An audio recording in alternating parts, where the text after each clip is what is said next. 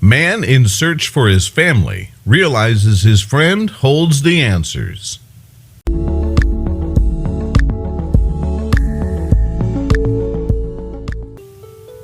A lot of us consider our families to be the most important thing in the world. They make us laugh and cry and support us through the hard times.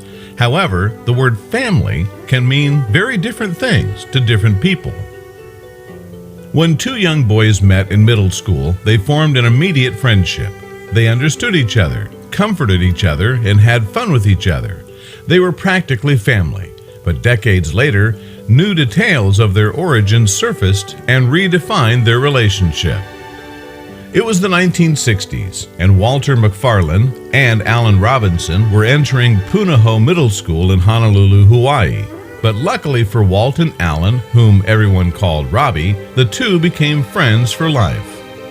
The boys did everything together. They both played on their high school football team, enjoyed playing cribbage, and loved being outdoors. But common interests weren't all that brought them together.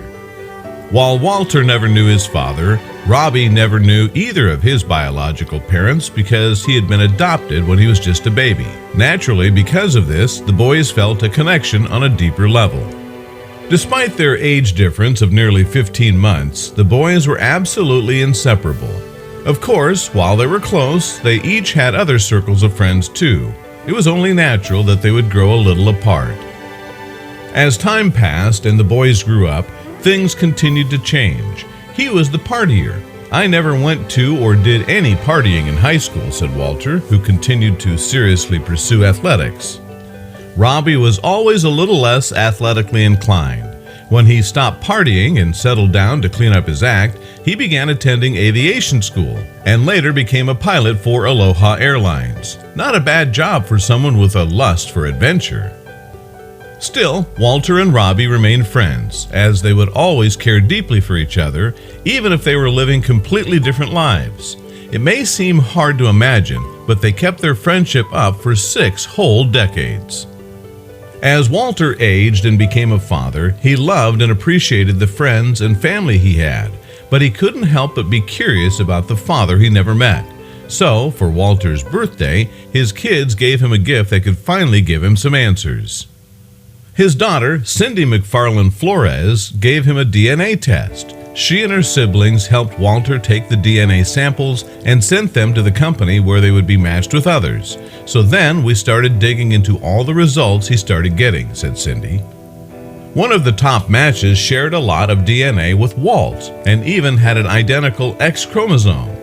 It turned out Walt had a half-brother. It was then that he noticed the half-brother's username and nearly fell out of his chair. The mystery brother was registered under the username Robbie737. Of course, it immediately reminded Walter of his childhood friend Alan, whose nickname was Robbie and who had become a pilot flying Boeing 737s. Walter wanted to believe it, but he thought it was too good to be true. Could it really be that he and his childhood best friend were related? Or was it something bigger, like fate bringing them together? You see, Robbie had also turned to Ancestry in order to find his birth parents. I had a younger brother that I lost when I was 19, so I never had nieces or nephews. I thought, I'll never know my birth mother. Will I ever get to meet anyone from my family? When Walter suspected that Robbie was indeed the match with the identical chromosome, he ran to the phone and called him up.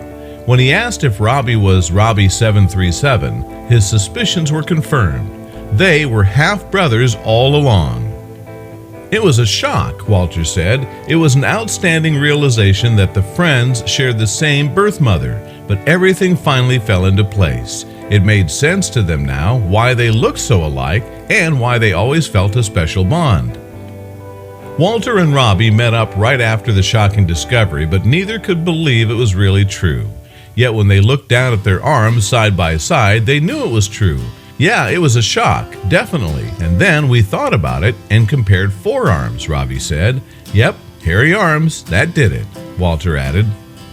After the initial shock wore off, the brothers couldn't help but reminisce about their youth. It was so funny because, when we played for Punahou, We were both first string, and we're brothers playing side by side, Walter said.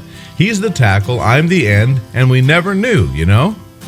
When we'd go to Punalulu to go freediving and fishing, Robbie said, I'd make noise in the water splashing around, and he'd be teaching me how to do it right. He'd always come out of the water with the biggest string of fish, and I had the smallest. The discovery happened just before the holidays, so Walter and Robbie gathered their families together to share the incredible news. This is the best Christmas present I could ever imagine, Robbie said. It really is a Christmas miracle, and we're just so happy that we found each other, Walter added. The brothers were completely overwhelmed by the news and are still getting used to the fact that they now have each other as more than just friends. They have plans to spend their retirement traveling together and catching up for lost time, as friends and as brothers.